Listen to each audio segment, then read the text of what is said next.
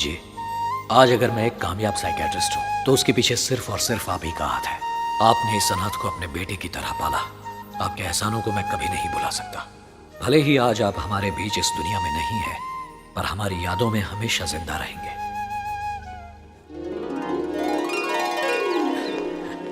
माँ आशीर्वाद दो। जीते रहो बेटा, इतने दिन बाद आया है। लगता है तू तो हमें भूल ही गया था। यहाँ से जाने के बाद एक बार भी तूने फोन नहीं किया। डॉक्टर क्या बन गया, माँ को ही भूल गया। फिक्र मत करो माँ, अब मैं वतन को छोड़कर कहीं नहीं जाऊंगा। यहीं तुम लोगों के साथ रहूंगा और तुम सबका ख्याल रखूंगा।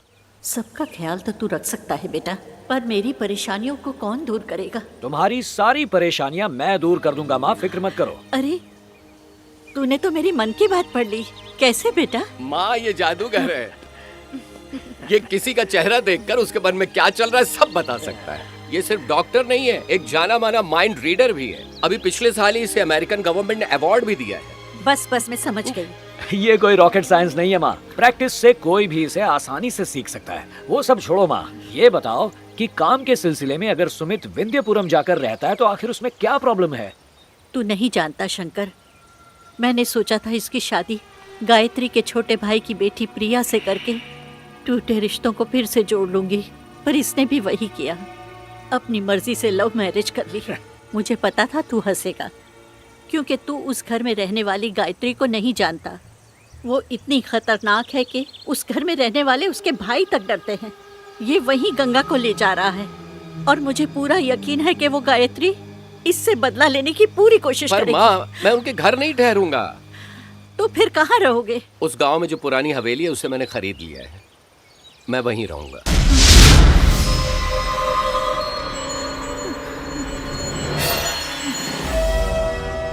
क्या हुआ माँ? बेटा मैं बचपन से ही उस हवेली के बारे में बहुत कुछ सुनती आ रही हूँ।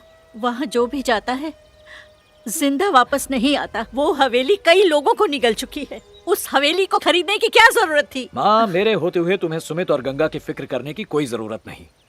मैं आज ही विंध्यपुरम जाकर तुम्हारे रिश्तेदारों से मिलकर उनसे बात करके उन्हें सब कुछ समझा दूंगा। साथ ही उस हवेली के बारे में पूरी जानकारी भी निकाल लूंगा। उसके बाद तुम ही फैसला करना इन दोनों को वहाँ रहना चाहिए या नहीं। सुनिए सुनिए सुनिए सुनिए। क्या हुआ? किधर? कहाँ?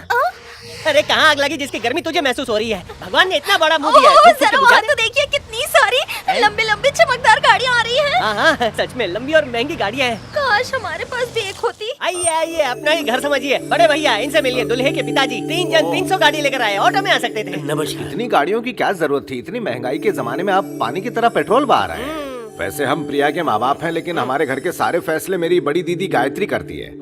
मैं बस यूं गया और पूछ कर आया। आप बैठिए। प्रिया का रिश्ता सरस्वती के कहने पर मैंने उसके बेटे से तय कर दिया है। सालों पहले जिसे मैंने चाहा, सरस्वती ने उसी के साथ घर बसा लिया। उसने जो गलती की मैं वो दोहराना नहीं चाहती। ठीक है।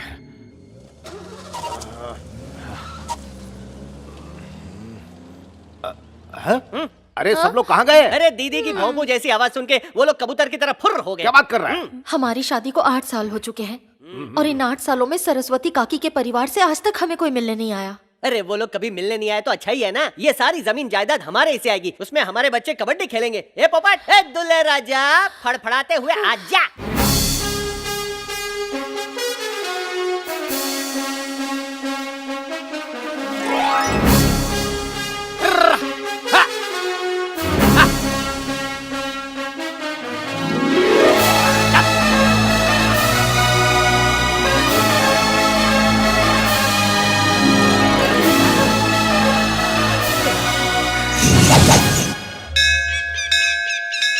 कछुए पर बैठकर तो नहीं आ रहा। रॉकेट की खोज हो चुकी है, रॉकेट पर बैठकर आना चाहिए ना। ये कौन है? बाबूजी का तबेला समझेगा जो बैलगाड़ी अंदर घुस रहा है। बैलगाड़ी लेके कौन आ रहा है? ए रोक रे, ए रुक, ए नीचे उतर, ए रुक रुक रुक, ए नीचे उतर, नीचे उतर, ए नीचे। स्टॉप। अरे यार, कल के अंधे, वो तो सच में अंधा है। उसको यहाँ क्यों लेके आया? हाँ, नकली वीरप्पन के मूंछ वाले। नो। हेलो, कौन है भाई तू जो इन 2 बैलों और एक गधे के साथ धड़धड़ाते हुए अंदर आ गए? रामपुर से मैं कस्तूरी जी का। अरे दामाद जी हैं, खुशी मनाओ, बैंड बजाओ, मिठाई बांटो। मुझे पता नहीं था आसमान में बैलगाड़ी भी उड़ती है। अच्छा हुआ लेकर आए हैं। देखिए जनाब, मैं आपका दामाद अरे नहीं वो तो मालूम है, लेकिन हमको ये भी मालूम है कि तुम ही हमारे दामाद बनोगे। मजाक कर रहे हैं? हाँ? मैं आपका दामाद नहीं हूँ, दरअसल मैं आपका होने वाले दामाद जी हम जानते हैं। ओहो, लगता है इन सबकी अकल घुटने में है। देखिए, मैं सुमित का दोस्त हूँ और मेरा नाम है शंकर। उस दिन आपको पूरी बात बताने से पहले ही फोन कट गया था। रोड कॉन्ट्रैक्ट के काम से मेरा बेटा यहाँ आने वाला है। वो आपके यहाँ रहने से शर्मा रहा है। वो बहाने बना सकता है, उसकी बातों में मत आइएगा। 1 हफ्ते पहले ही सरस्वती जी ने मेरी बहन को ये बातें बता दी थी, इसलिए हम सब जानते हैं कि तुम एकदम झूठ बोल रहे हो। इस वक्त वो प्रिया को अपने साथ लेकर मंदिर गई है। भेजे में घुसी बात, हमें तुम्हारी सारी कुंडली पता। अच्छा, तो ये बात है। और नहीं तो क्या, दाल भात है। फोड़ो रे पटाखे।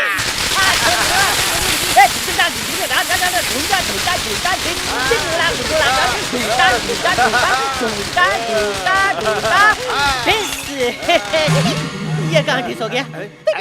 अरे यार, ढंगिनी भी गायब हो गई।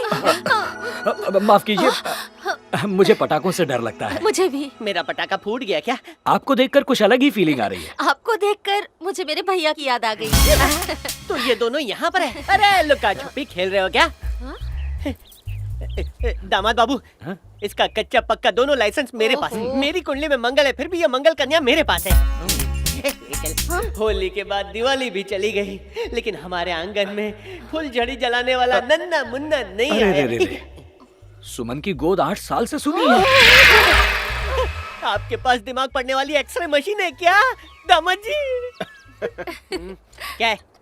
आपको तो फिल्मों में हीरोइन होना चाहिए। Scene cut. ये अभी भी हीरोइन है, पर मेरे पिक्चर की। दामाद जी, अब सारी बातें बाहर ही करेंगे, थोड़ी गुफ्तगू अंदर भी कर लीजिए। आइए। बाय। मैंने जिसके आने की खुशी में सस्ते वाले पटाखे फोड़े, वो तो पति पत्नी के बीच में महंगी मिसाइल छोड़ रहा है। मेरी मर्जी। दामाद जी, मेरी चुप बात रहिए। सुनिए। बैलगाड़ी से आए हैं, थक गए होंगे, इसलिए गुसल खाने में जाके गुफ्तगू कीजिए। क्या हो गया? बड़े भैया, इसका रिटर्न टिकट निकालो। लेकिन क्यों? अपनी किडनी बेचकर इसके टिकट के पैसे दूंगा। अगर ये घर में आ गया ना, तो हम सबको घर के बाहर निकलना पड़ेगा कटोरा अबे लेके। चुप कर मनूस। मनुष्य तो वो है। अब क्यों बुला रहा है? हे ऊपर वाले, तू इसको बुला ले। तुम ये नहीं चाहते कि मैं यहाँ पर रहूं, है ना? यहाँ आते हुए रास्ते में विंध्यपुरम हवेली के बारे में मैंने बहुत लोगों से पूछताछ की, पर किसी ने कुछ नहीं बताया। हाँ तो? अगर तुम मुझे विंध्यपुरम हवेली पहुँचा दोगे तो मैं यहाँ पर नहीं रहूंगा, वरना क्या? यहीं रहूंगा। ठीक है, ले जाऊंगा, लेकिन एक वादा करो, बात से मुकर तो नहीं जाओगे? चाहो तो आजमा सकते हो। आजमा खराब हो गया है क्या? जो तुमको आजमाऊंगा। ए अंदर जा, मेकअप कर। जाती हूँ। गेट भी भूतों के लिए खुला छोड़ा है। इस हवेली में ना बहुत सारे कमरे हैं। जाओ, पैर फैला के सो जाओ, हड़प लो हवेली। बाय। जरा साइकिल छोड़ो। भाड़े पे चाहिए क्या? क्या है? चलो मेरे अरे साथ। कहाँ लेके जा रहे हो? अरे दामाद जी, बचपन में गिल्ली लेने पहली बार यहाँ आया था। उस दिन नहीं मिली थी, तुम ढूंढो, मैं बाहर जाके डंडा ढूंढ के आता हूँ। ठीक है? चुपचाप मेरे साथ हवेली के अंदर चलो, वरना घसीट कर ले जाऊंगा। अच्छा? हाँ, घसीट क्या कर। बोला? वही जो सुना। अंदर भूत है। भूत प्रेत कुछ नहीं होता, चुपचाप मेरे साथ चलो। ऊपर वाले बचा ले, बचा ले। इस छोटे घर में कौन रहता है? दूध वाला रहता है। सुमन। बूढ़ा माली और उसकी पोती रहती है। वो लोग यहाँ रहते हैं और फिर भी तुम डर रहे हो। वो तो भूतों के रिश्तेदार है, मैं तो उनको जानता भी नहीं। और हम लोग जाएंगे। अरे चलो। क्या कर रहे हो? मेरी बीवी मेकअप करके मेरी राह देख रही होगी। ए, वो वहाँ पर क्या हो रहा है? चकाचक पेंटिंग हो रही है। ओ, तो यहाँ पर पेंटर्स भी रहते हैं। हाँ, पूरे 1 महीने से हवेली का थोबड़ा चेंज कर रहे हैं। एक आदमी 1 महीने से अकेला अंदर रह रहा है और हम दोनों को वहाँ अंदर जाने से डर लग रहा है। थू। वो अलग गांव का है, इस गांव का होता तो भूत उसे फाड़ डालता।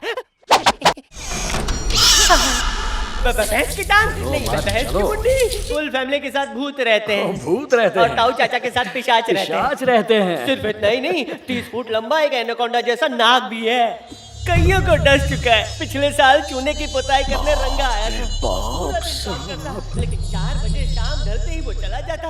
लेकिन एक बार उसकी घड़ी बंद हो गई। बाहर जो अंधेरा था उसकी किस्मत में धीरे धीरे छाने लगा। उस काले नाग ने उसे ऐसा डसा कि सुबह उसकी लाश गेट के पास मिली। मुंह से झाग निकल रहा था। दामाद जी, दामाद जी, दामाद जी, दामाद जी, दामाद जी को चुड़ा ले गई। अब मैं घर वालों को क्या जवाब दूंगा? जवाब तो तब दूंगा ना जब घर पहुंचूंगा। मुझे घर कौन ले जाएगा? दामाद जी।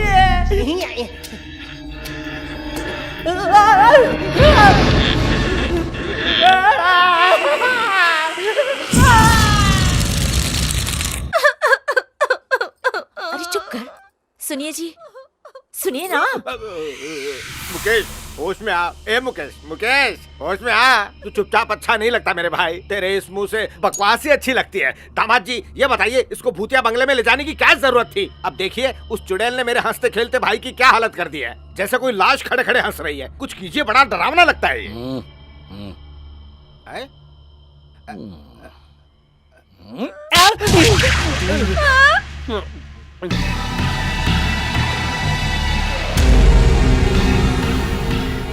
अरे गांव वालों, बताशे बट रहे हैं क्या? मेरे हिस्से के कहाँ हैं? नमस्ते माँ जी, मैं सुमित का। सुमित कहाँ है? वो इस घर का होने वाला दामाद है। जब मैंने सुना कि तुम बैलगाड़ी में सवार होकर यहाँ आए हो, तभी मुझे यकीन हो गया कि तुम मेरे दामाद नहीं हो, क्योंकि मेरा दामाद कभी ऐसे नहीं आएगा। बिल्कुल सही कहा माँ जी। यहाँ आते ही मैंने इन्हें बताया कि मैं इनका दामाद नहीं हूँ, लेकिन इन अकल के अंधों ने मेरी एक भी नहीं सुनी और आपने बिना कहे सब जान लिया। I really appreciate it. माँ जी, सुमित ने इस गांव की उस हवेली को खरीदने का फैसला कर लिया है। यस, इसीलिए उसने पहले मुझे भेजा। मैं उसका दोस्त हूँ, उसके भाई जैसा ही हूँ। मेरा नाम है शंकर। कभी नहीं। विंध्यपुरम हवेली में एक रात भी रुकना यानी मौत को बुलावा देना। वहाँ जाना खतरे से खाली नहीं। पहले ही उस हवेली में कई लोग अपनी जान गंवा चुके हैं। माँ जी, अब आपको कैसे समझाऊं? समझ में नहीं आ रहा। सुमित ने आपकी बेटी से शादी। लो, वो खुद ही आ गया।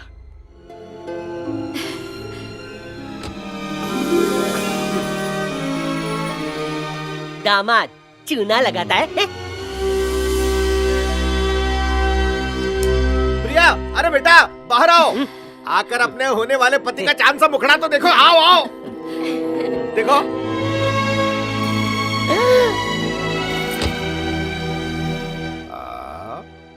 इनका नाम गंगा है, मेरी पत्नी। माँ जी, इसकी माँ तो यही चाहती थी कि सुमित की शादी आपकी बेटी प्रिया से हो, लेकिन इस दौरान सुमित को गंगा से प्यार हो गया और दोनों ने शादी कर ली। बेड़ा गर्क, बड़े रईस लोग मेरी बेटी का हाथ मांग रहे थे।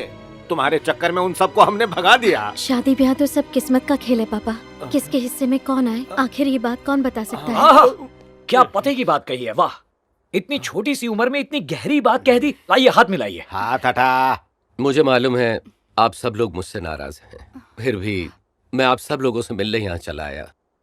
मुझे माफ कर दीजिए, मैं चलता हूँ। कहाँ?